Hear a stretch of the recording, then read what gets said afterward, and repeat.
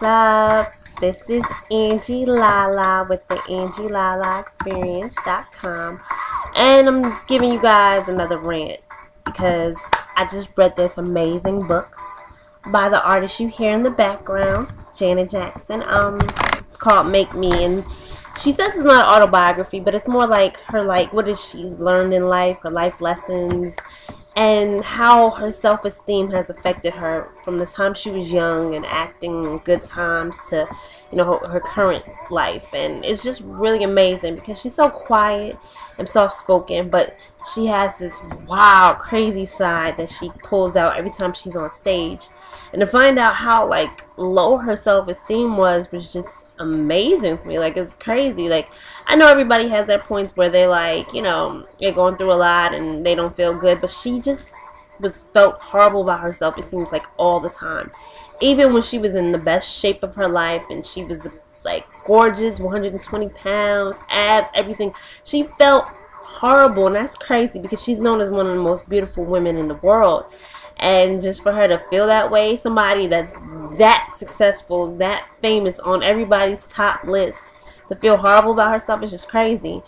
And when she was like 180 pounds and everybody kept showing that picture of her, she was wearing the sweats on the beach, she was actually working out more at that point than she ever had in her life, but she just couldn't get the weight off. And she gained the weight for a role. And like, it was just really interesting to find out all these things.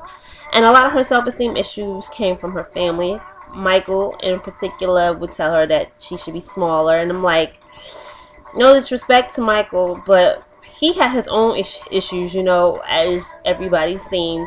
So to listen to him just is kind of crazy to me. Like, I'm like, it's like the pot calling the kettle black type of thing, So that was interesting. And, like, the father, obviously Joseph and everything. But the mother was always the constant. But, like, they didn't talk enough in the house. Everything was just about work, so there was no way to let her emotions. And it just seems like a lot of the kids are quiet and soft-spoken. Like Michael was quiet, soft-spoken, she is. And it just seems like they have all this built-up anger and frustration inside. And I think that's why they went through the things they went through. There was no outlet for them to just vent and tell people. They were told to keep things private and keep it a family matter. So it was just really interesting.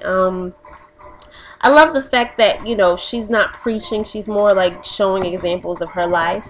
And, and showing examples of, like, the fans she's met along the way and people in her life to, prove a point, to be, you have to be your true self. Whether or not anybody likes it, if you're not true to yourself, you're going to be miserable forever. That's basically in the book. And I was just like, this is interesting. Like, I see, like, I've always had my ups and downs with self-esteem. Not as extreme as she has, but, I've always felt so blah, you know what I mean? And I'm just like, how do I get out of this? I want to go to a therapist and everything like that. I don't really have weight issues like she did, but I just sometimes get in this dark cloud, and it's just like, what? I need to stop comparing myself to what I think is perfection, because nobody's perfect. Just accept me for what I am, the song style. Accept me for what I am, for who I am, all my flaws, my big eyes, my pointy nose, my, I'm small, you know what I mean? Just be me, you know what I mean? Nobody else can be me the way I can. And, like, that's what the book taught me. And it sounds sappy and everything, but it's so true, and I loved it.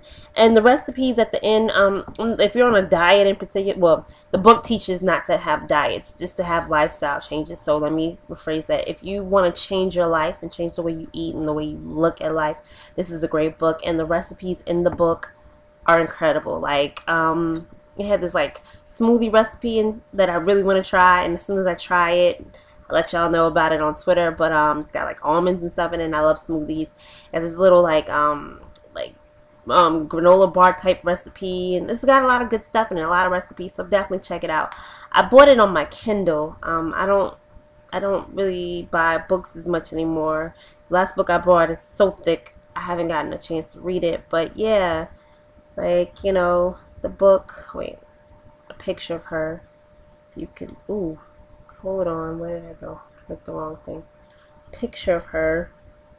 It looks good on the Kindle too, very clear, and it's really easy to read it. So if you have a Kindle, a Nook, whatever on your phone, great. But it's an amazing book, amazing book. I suggest Everybody get it. You're gonna love it.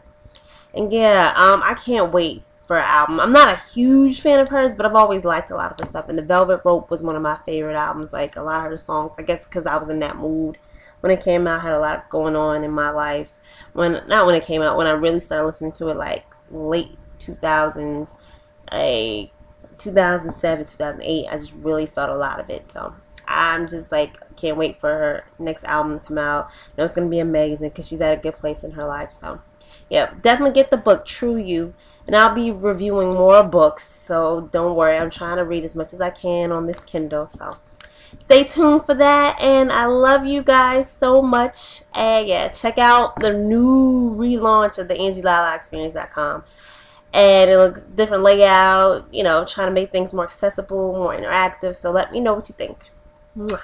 Love you guys.